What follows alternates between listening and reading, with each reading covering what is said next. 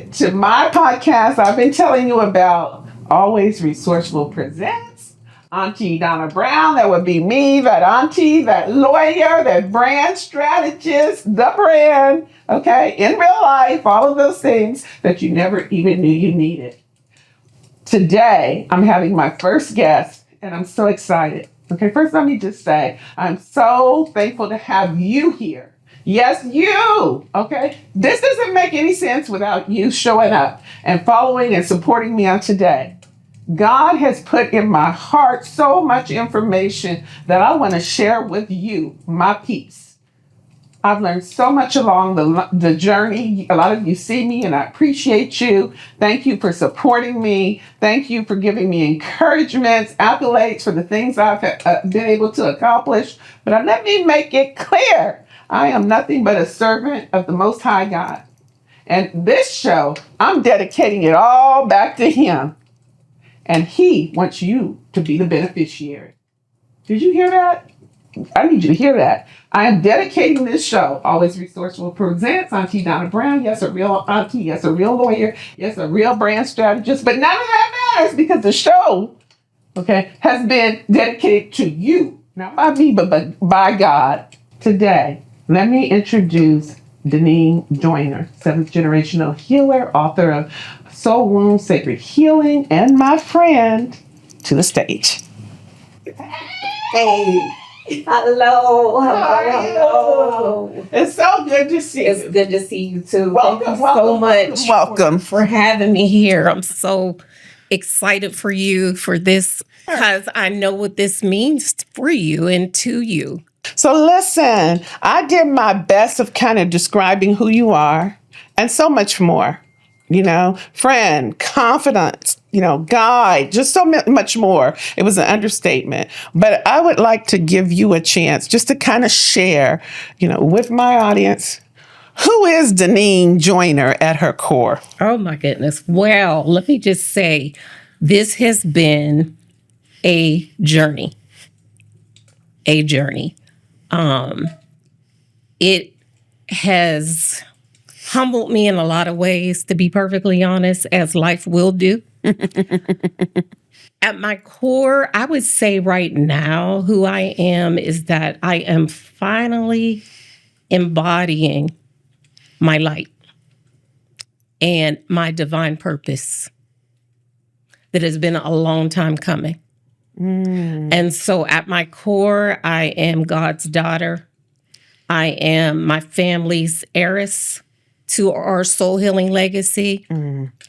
Among other things, of course, I'm a mom, I'm an auntie as well. Yes, you are. I'm a friend, a sister, and a significant other.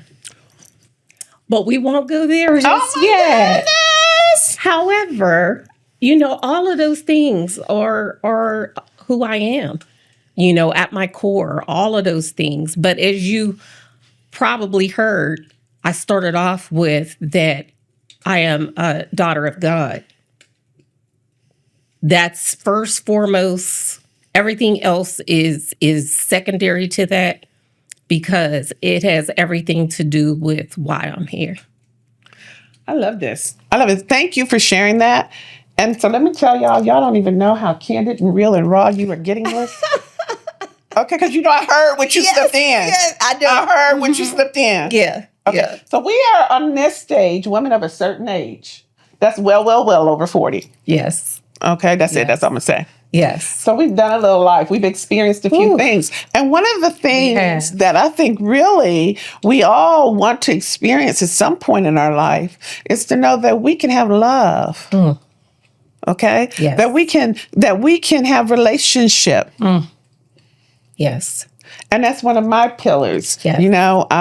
I really am committed. When God first put this on my heart, talking about the podcast, it was like, okay, they need to know about faith, yes, family, yes, finance, a little bit about education. I want them to have fun. I want them to be healthy, wealthy, yes, but relationship with one another, yes, and with me.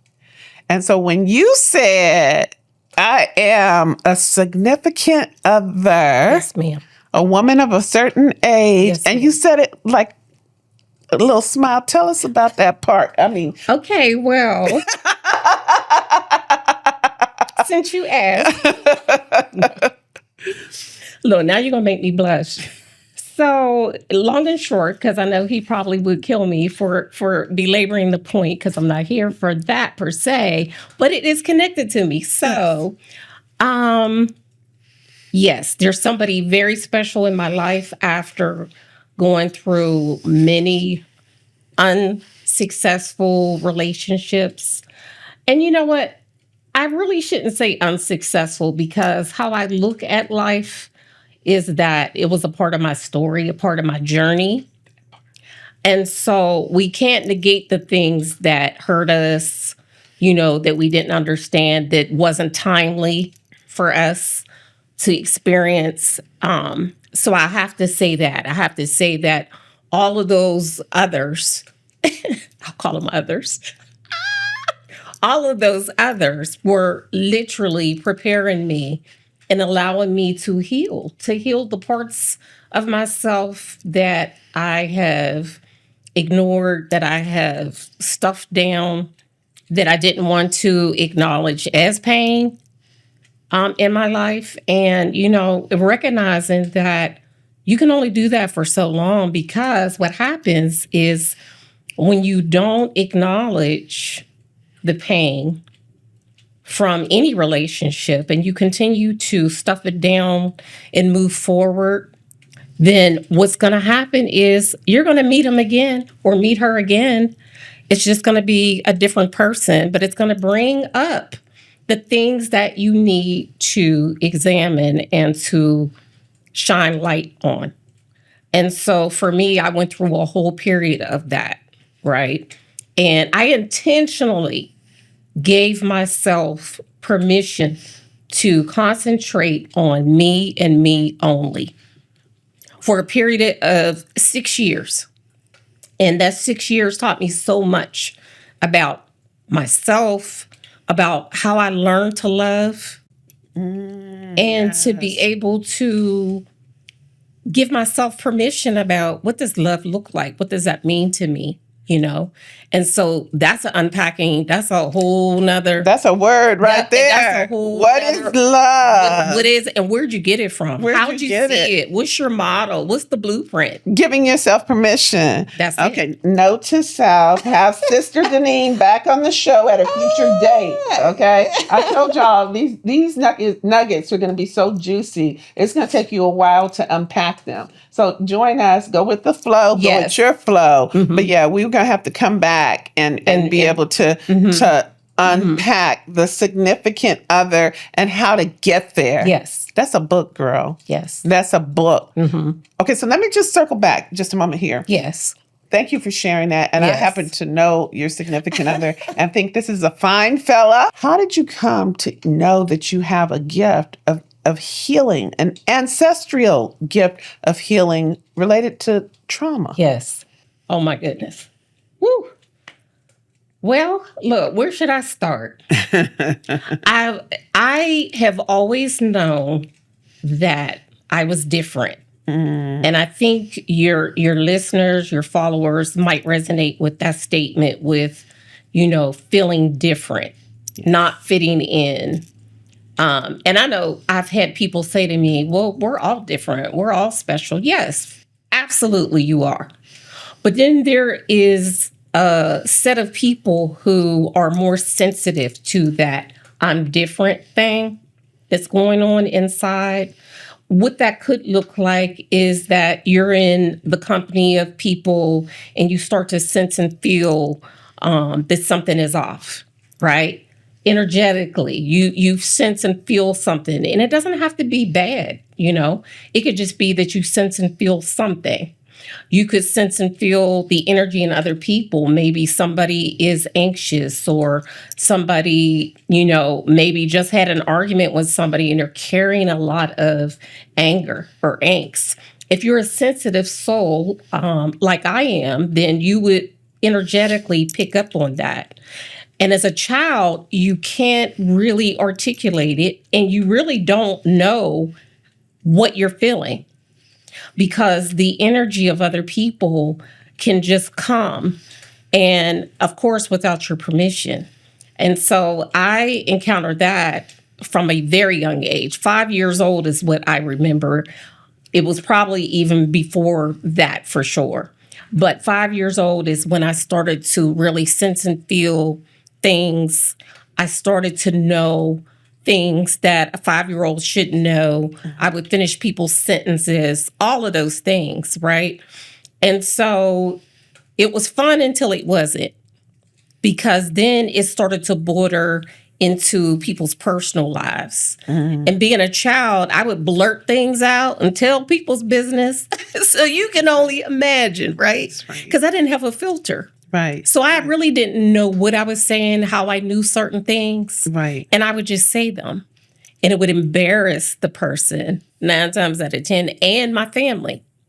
Right. So from that exchange, I started to kind of retract things, and I disconnected from my knowings. Yes. Right? Yes. And yes. so that was the first peak of knowing and sensing that I'm different because of everybody else's reaction to it. Because I do believe the power of life and death are in your tongue. I believe we do, as Ephesians says, have to put on the armor of God. And really, as we put on all those things, including our belief in Him, our salvation, that God gives us, up at the top, the number one thing, the bullets, the ammunition, God's word. Sometimes they are more peculiar, Yes. and it can be to varying degrees. And Yes. if you have a family where you are in tune with those characteristics and they are developed, what I love is how they were cultivated within your family lineage. Yes. Okay. So that you were not afraid of it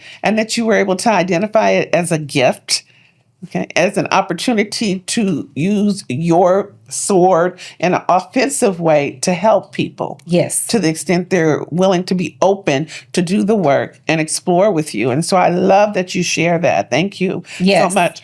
I also feel like in this day and age where people are hurting and there's a lot of change, and especially if you're a woman of a certain age. There's a list of some a feelings wheel. I'm not sure the name of the feelings wheel, but it's close to 50 emotions or more. And people don't even know that they are experiencing them. Nobody ever told us when we were little that we were going to feel anything other than hurt, sad, happy, maybe a little glad or mad. And so as you get in these spaces, okay, these feelings come back to kind of bite us in the butt. And that's one of the reasons I have you. Please tell us a little bit about your journey in terms of the ancestral trauma, uncovering this range of 50 some odd emotions that you don't just feel and never have heard of probably, but your family has probably been passing on to you. Talk a little bit about that and how that works. Yes. So I have to say that my title as a healer, my focus is, and as you already know, ancestral in nature. And I study ancestral emotions, which lends to ancestral trauma and our ancestry, right? And so specifically, my focus is on Black people, African people, Native American people, okay? And the reason behind that is because I have been able to see the similarities in what our ancestors experienced and endured and interpreted emotionally back under conditions of slavery, and how that still is translating even today within each of us in many different ways, right? And so it's not just specific to a certain person. It's specific to us all. We all carry DNA, right? Through epigenetics that is passed down through us, right? And then there's the spiritual component of it as well, which seems to me to be actually more prevalent and more and actually stronger, if you will, than even the passing down. And the reason why I'm saying that is because if you look back to those conditions and the survival skills that they adopted, you can see them still peeking their heads out even today. Whoa, whoa, whoa. Peeking their heads out. Even today. Okay. So just kind of like... I know. Sis. just a little bit. We don't have a lot of time. We don't have a lot of time. But let me just suffice it to say, okay, this thing is deep. It is. Because it's not just what you or I feel. Yes. But there are things that have happened before we were here. That's right. That impact us today. Yes, absolutely. So we are also busy trying to step into our generational wealth. Yes. One of the reasons I have my sister Deneen here is I need y'all to know it ain't just the wealth, y'all. Go back to Ephesians 6, okay? We got forces out there searching to and fro, trying to take us out, trying to take you out, trying to take your family out, your mama, your daddy, your husband, your children, and all that. Yes. Now, I don't want to get real deep on you, but that right there, if you don't know how to respond to that, and maybe you're responding a way that you saw mama do it, daddy do it, sister do it, it never worked. Yes. It will not work today. So I'm going to encourage you to pick up your sword, your word of God, and to get to reading and to join communities like this so you can understand more about when you pick up that word and when you start using that sword, what it looks like, what it feels like. And I'm going to say that, and I'm going to pass it back to Deneen. I'm going to say, now tell us a time with your book, okay, with how you came to write about this journey of your soul healing. Right. For the sacred wounds. Yes. So my book, Soul Wounds and Sacred Revelations, chronicles my own personal healing journey of over 4 decades, believe it or not, with emotional pain and trauma that I carried, that allowed me to believe at one point in my life that I was hugely successful and that God was pleased. However, on the contrary, what I didn't know was that I was days away from literally the bottom of my soul falling out, and it did. And so that day actually started my own journey. And so the short of it is that it spanned over 3 years, right? The beginning of this journey of healing, understanding who I am at my essence, connecting deeply with God, surrendering my life and allowing Him to lead. And this was an everyday thing, the surrender. The surrender isn't every day, sometimes every minute. So the book itself was written because I wanted to share with anyone that the bottom will fall out at some point. That part. And that you have a choice to make at that moment. I remember the day you're talking about. Yes. And so I wanted people to know that. And to also be able to read my story as a blueprint as to what I did. And so that's what the book's purpose is. You can read it, follow it, and you're going to arrive at your own journey. However, what you're going to be able to do is use that blueprint to overlay it to your journey and say, okay, I'm going to try this and see where it leads you. More than likely, what you're going to do is actually make your own edits, depending on what your needs are emotionally. But you're at least going to have a blueprint, right, of possibility of how to do it. I didn't have a blueprint. Is why I wrote the book. Wow. So as I'm listening to you, I'm having a revelation because, your reaction to a really emotionally intense, negative situation, I'll call it, for lack of a better word, because I don't want to spoil the book. You got to get the book. It's a good book. It's a good read, right? Was transformative for you. Yes. Because it prompted you to respond in ways that you had to make a change. Yes. and the changes and the series of decisions you make Yes. end up leading to where you are today, which Yes. includes, just beautiful, vibrant prosperity for yourself, and now even announcing, significant other. And so all of these were really good things. But what I'm hearing, and this is the revelation, when you are in a bad situation, people say sometimes you get stuck. We all been stuck, but not our listeners. Our people will be stuck no more. Okay? Auntie ain't having it. Time out for being stuck. If you can't do nothing else after this episode, you will be able to action yourself out of being stuck. Okay? We're going to give you some resources at the bottom of this. You're going to get the book, and you are not going to be stuck anymore. But if you stay where you are, we know it's called the circle of insanity. Insanity is when you do the same thing over and over again. And I would venture to say, as we talk about your situation in trauma, and trauma is when you got a circle of insanity on steroids because your mama did it and your daddy did it and your people did it. And it's so ingrained to do it the wrong way in response that you ain't got no hope of coming up. Yeah. Or you didn't until today. Right. Yes. Is that? Yes. What's your feeling about trauma? Hit. Yes. I mean, you're talking, look, you're talking to the choir. You already know that. You're talking to the choir. I get it. Yes. Yes, yes, yes.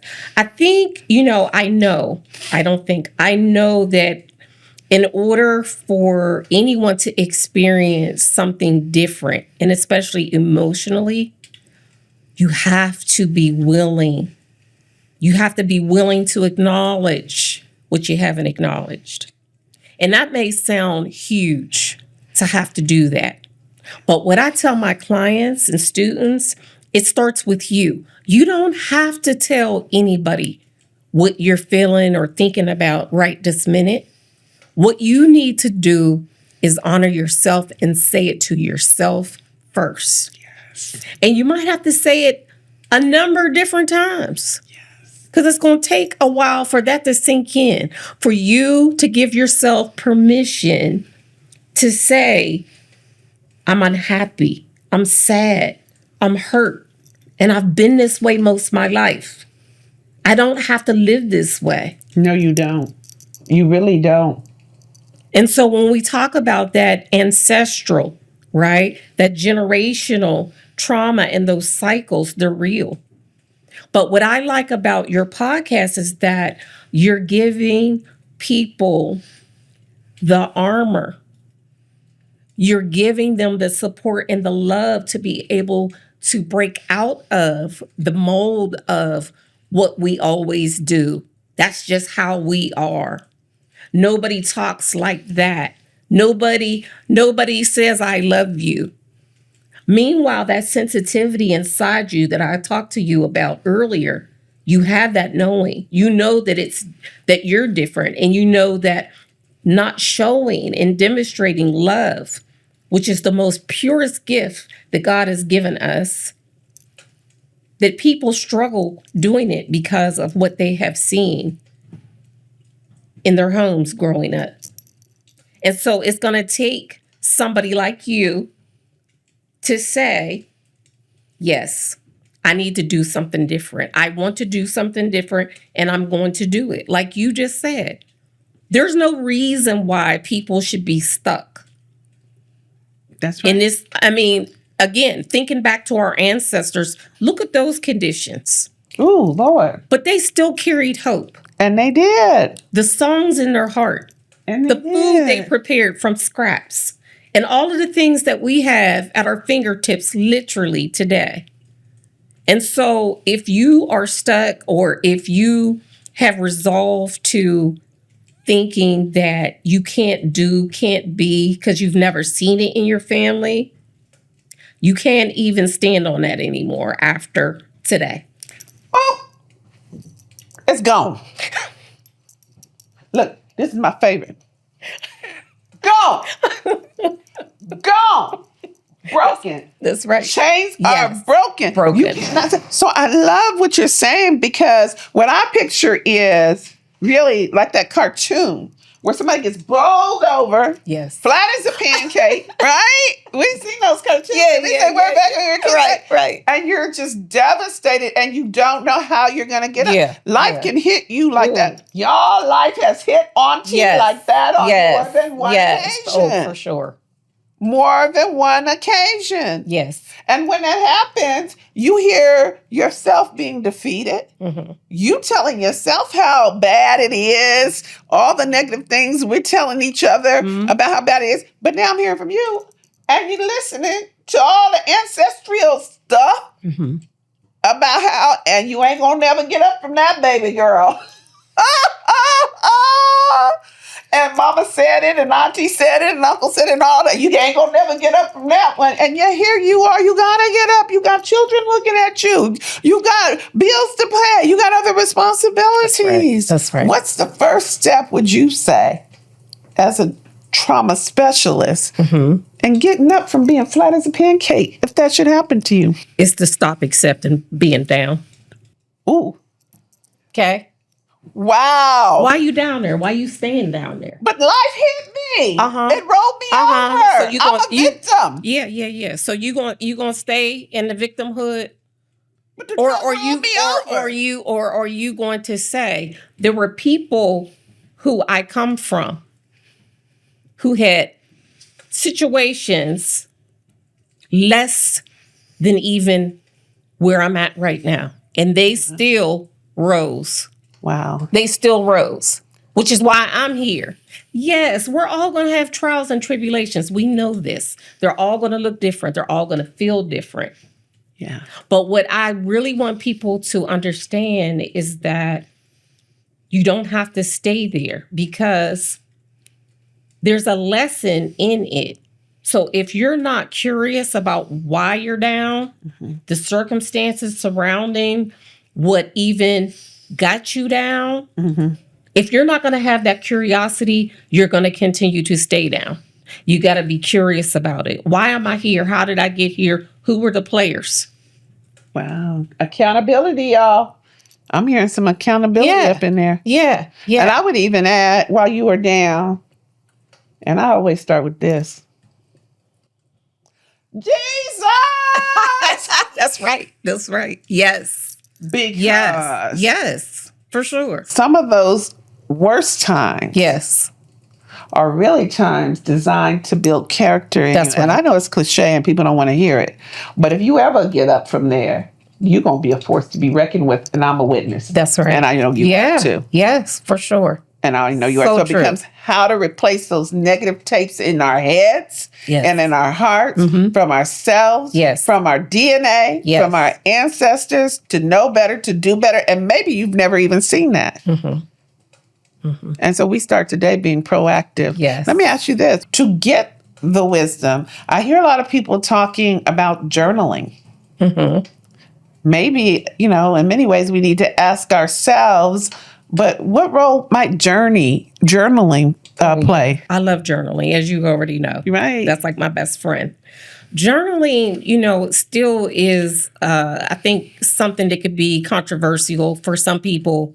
Number one, it's a chore, right? Everybody's on their phones now. And so they don't want to use good old pen and paper, right? That's right. But you can use the notes. You can use your memo. It's the same difference. You can even use, voice to be able to do it. Really what journaling is doing is allowing you a sacred place to put your innermost thoughts, your feelings, things that you want clarity around.